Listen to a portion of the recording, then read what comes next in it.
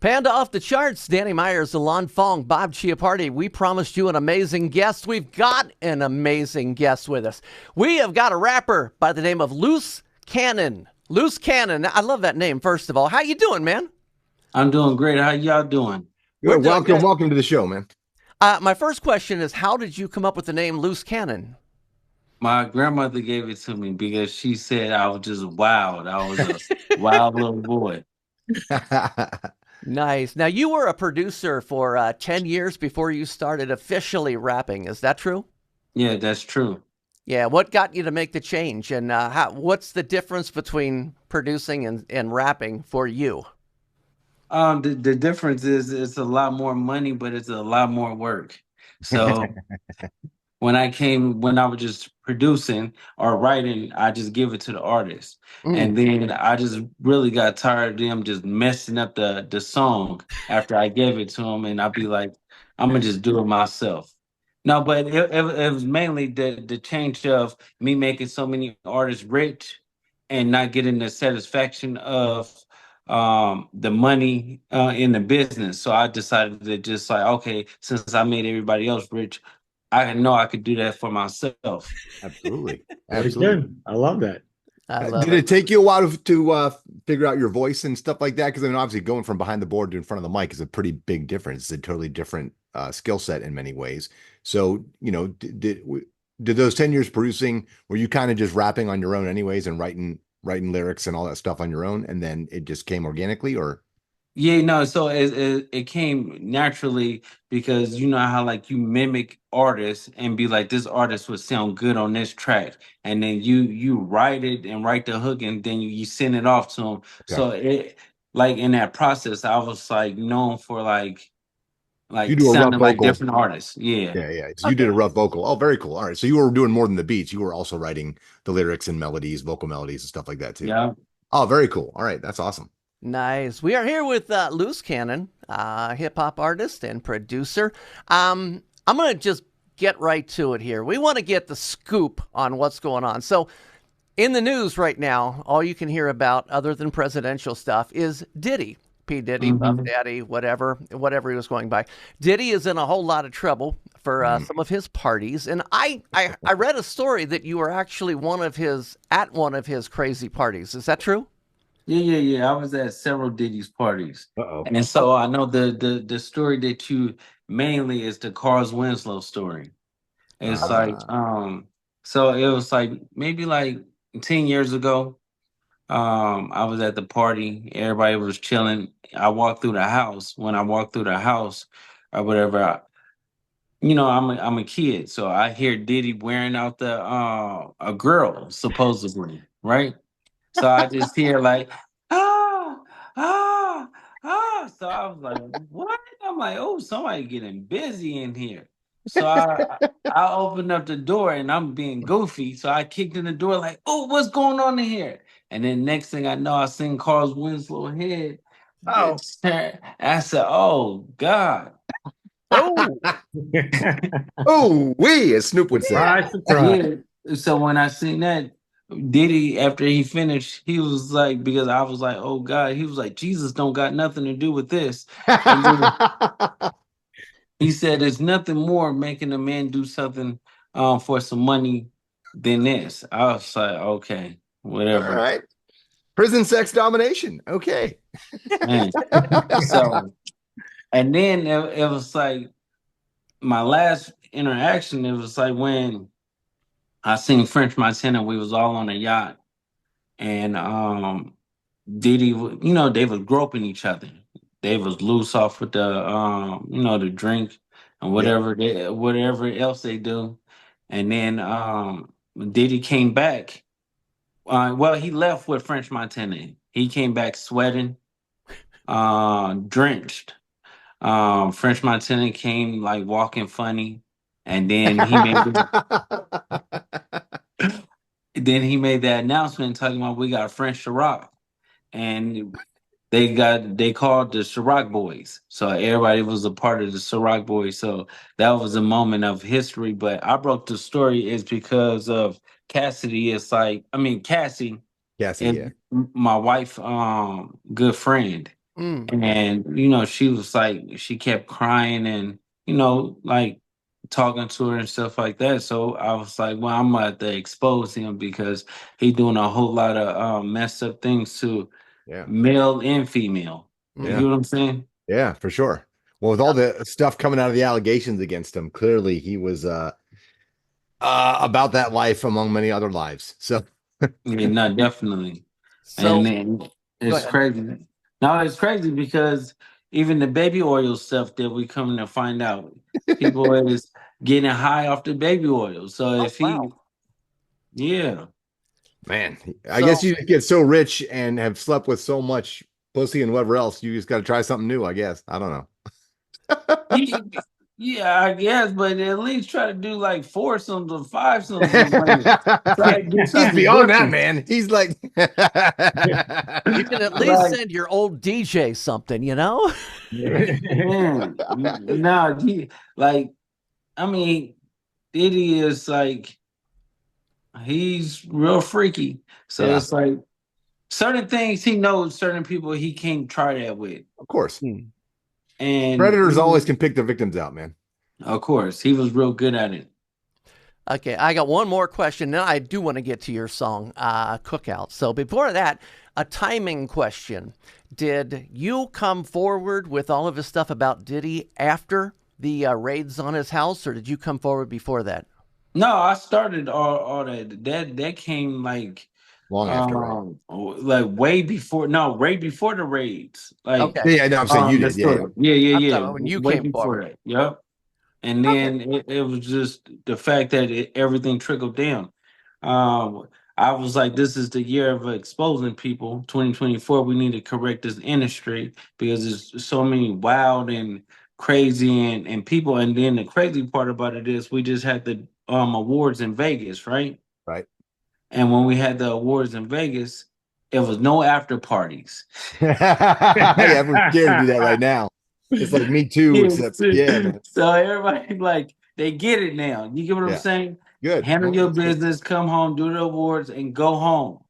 Let me ask you something, especially with, Diddy's been tied to allegedly the Tupac murder and other stuff like that. And so was there any blowback on you or threats made to you after when you told your story, long before all that through back channels or anything from the Diddy camp?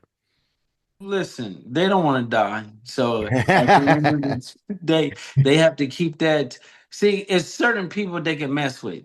Like they on my turf. My turf is, California, LA, yep, West yep. Coast or whatever. He's a visitor. So he Right. will always be a visitor to us.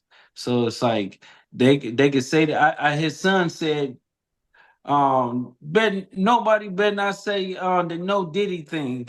And we just kept saying no Diddy, no Diddy, no Diddy. No Diddy, no doubt. And what you gonna do about it? You ain't gonna do nothing about it. Right. Well, you can't now. Yeah, right. Okay. We brought you on today because you have a new song called Cookout. Did you write this and produce it as well? I know you rapped it. Yeah, of course. Okay. We're going to listen to about 30 seconds of this song because that's all Spotify will allow me to do. And then we're going to come back and talk about the song and a few more things. So hang tight here. 30 seconds of Cookout by Luce Cannon. By the way, Luce, Luce. Luce Cannon. Here we go. Put the mag to your face like a screensaver. Long stick, half moon with a Glock laser. Fly like flip-flops, really since Tupac. Slept on like a futon, hotter than Tucson. With a beam on me, looking like Jimmy Neutron. Hopping out the Yukon. Baby treat me like Taliban and blow something. Broke niggas always wanna hold something. I'm a rider. Niggas got their hands out like a hitchhiker. Big guns, ARs, big drums. Long stick, bitch, nigga, come and get some cookout. Long nose, 6 shots, quick to solve them. Bitch, I'm a problem. I really, first of all, the first thing that caught me was the addictive sound in the background. Da, da, da, da, da. I mean, that is just an addictive sound. And it's one of those songs that, once people know the song, all they have to do is hear a couple seconds of that, and it's already got that identifiable, I don't know what they call it, the lead line. Hooks, baby, hooks. Hooks. So, Yeah. so that was the first thing that jumped out at me. The drums were amazing. Your voice is amazing. It's an easy song for me to add at my club. Okay, that's perfect. A Yeah, man, lot. I gotta say thank you, thank you, thank you. So as a DJ, Thank y'all.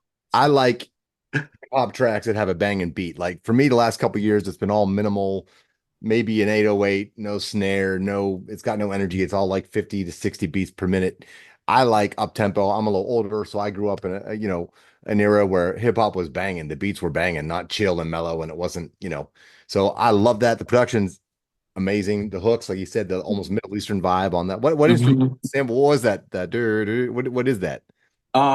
Just some strings that I created and then I played it backwards. Nice. Oh, there you go. Nice, nice. Yeah, that's great. And then the not the snare, but whatever sound you used almost sound like something from like Stomp or something, like door slamming or something. But man, just Hmm. creative sampling and use of different sounds. Absolutely love the track. And like Danny said, your voice is different than what everyone else is doing right now. Hmm. And you still have that West Coast vibe as well. So man, I'm a big fan of that track for sure. Oh, thank you. Thank Yes, you. sir. Thank you very much. And also with us from stripjointsmusic.com, we have Bob Chiappardi. Bob is one of the promoters for this song. Bob, tell us a little bit about your role in here. Well, we just got involved with Luce and his team, and we're going to be getting the song out to the 650 DJs that are on our what do you call it, our mailing list Hmm. in the near future, very near future, and keep an eye out for it. But it will be in your Dropbox in momentarily. Gotcha. Gotcha. See, the ultimate goal of being on this show is we have another thing called the Panda Top 20.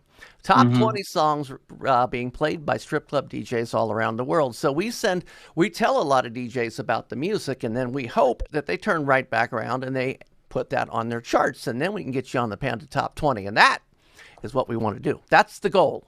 And No, play it in that the is clubs. Alon, you have any other questions? Yeah, man. One of the things I know you were tight with Nipsey Hussle. Rest in peace, Hmm. Nipsey. And after what happened to him, was sad. And we kind of touched upon it a little bit with the Diddy thing. But one thing I wanted to ask you about was nowadays, so many young artists have been killed with beefs in the last 3 or 4 years in particular. It's been bad, Hmm. right? And realistically, a lot of the artists aren't even really involved in that sort of thing. They rap about it, and I think they try and play up the role. Hmm. And then they get themselves in trouble. What's your take on sort of public beefs? I mean, culturally, it's a little different. Obviously, I'm a half Asian, half white guy.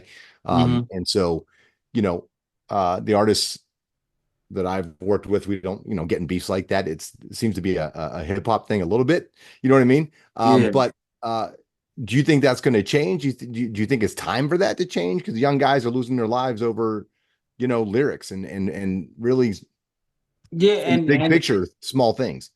yeah, and that's the thing. That's why I started a movement called the Exposers because we wanted to expose and get all the like people that want to like start a beef and then want to like the media outlets that they want to pump it and do everything like that because then when the artists die, all they doing is just saying free to oh RIP to this artist and stuff like that, and it's really don't do anything for the culture. All they're doing is just making it more dangerous. Yep. And and shout out, but one thing also too is like the artists have to stop doing drugs, Mm. Yeah. stop drinking, stop doing, make sure that you always aware when you doing and going to a city, make sure that y'all always just do your business and just go home because that's not your area. That's hard though. I mean, obviously, same with rock and roll. Drinking and drugging is a big part of the culture, unfortunately. And usually, if you dig deeper, uh, it's because the artist has a lot of trauma in their past, right? And so that's why they Hmm. ended up using drink and drugs to compensate for those wounds. So, I mean, yes, and that's such a deeper level of healing that probably needs to go on. But yeah, you're losing talented artists over what, and young men losing their lives who have so much more to live, and some of them have kids and families and wives and all that stuff. So yeah, I mean, hopefully we can stop the senseless violence that's been going on, Now, in the definitely. I mean, if y'all want to get high, listen, get high at home. Don't get high in public. right on your couch. It's always good Good pleasure. Yeah. advice. You Good got the fridge advice. right there. Yeah, that's it. The studio, but not going to the clubs and stuff like that because they not aware. They're not. Yeah. thinking correctly. They say something and then they wind up getting like their head bust open for And don't for announce where you're going to be all the time. facts too. You're at the Step out clubs. locations. Yeah. Okay. Do you go to strip clubs at all? Do you stay away from them? Do you stay away from clubs in general? No, I love strip clubs. You know, that's my favorite thing. I mean, it's like, especially it's like when you have a girl. That's the only way another woman could touch you and you get away with it. Touche. Nice. Okay. Your social medias. How can people follow you and find you? Yes, so you can follow me at It's Luce Cannon, ITSLUCECANNON on all social media platforms. On YouTube, you can find me at Sharice Mills, and it's gonna be like Sharice and Luce Cannon. Very good. I've already started to follow you on IG, so I'm on there as well. Alon, do you have any final closing thoughts? Yeah, man. Hey, go follow him. Go listen to the track, man. It's a hype track, and go follow the man and go see him on tour. I know, didn't you just tour with Drake, right? No, I'm touring. You know, Drake is on the remix of Cookout. Oh, cool. That's big news. Nice. Awesome. Yeah. So you haven't gone on the road with him yet. You're going to though, right? Yeah, I'm going to. Okay. When does that tour start? Top of January. Awesome. Well, hey, congratulations. That's a massive tour to be on. Obviously, he's one of the biggest artists in the world, but Of this. course. Congratulations on that, though. That's awesome. Yeah. Nice. Bob Chiappardi, you have any final thoughts before we let Luce go? Just to keep an eye out, and we'll have to get hands on the remixes and get them out to everybody as well. Yep. Thank y'all. Thank y'all for having me. Thank you for Pleasure, taking Luce. time Yeah, out of your thank you. day. Ladies and gentlemen, Luce Cannon, LUCECANNON. Thanks so much.